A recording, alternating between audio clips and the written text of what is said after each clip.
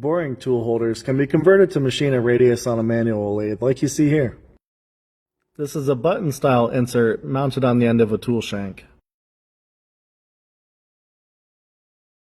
If you've ever needed to machine thin parts like you see here, one of the best ways is to stack them up. By laminating each piece together, tight tolerances can be held. These parts could also be deburred if a V-shaped tool was brought in and a series of plunges were made. Certain grinds can be installed to eliminate the need for multiple operations.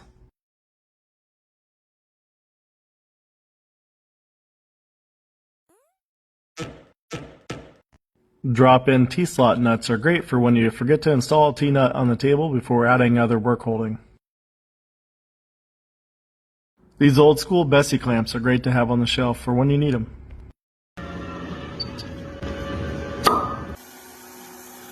Sure, we have a lathe with a C-axis, but sometimes I like to do things the old-fashioned way.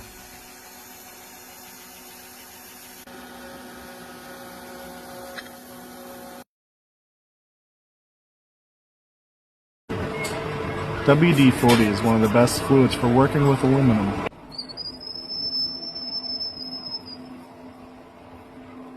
We've done jobs in the past for clean rooms where coolant wasn't an option, and we've even used alcohol as a coolant in the past. Obviously, you gotta be pretty careful.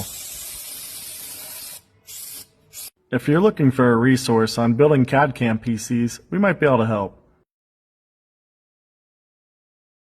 Establishing holes in the side of a part is never easy. Flat bottom carbide drills can help, but one of the best ways is to do circular interpolation.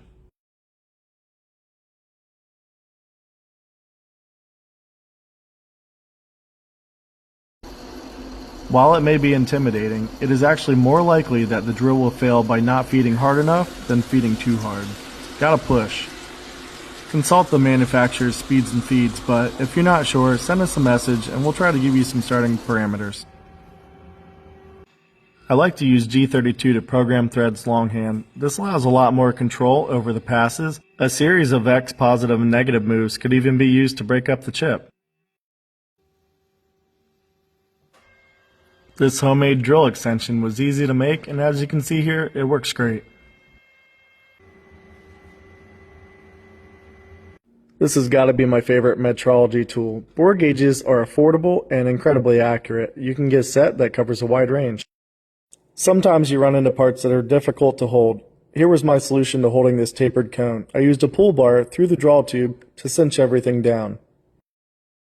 If you have no features to reference against, extend the surfaces with something of a known width.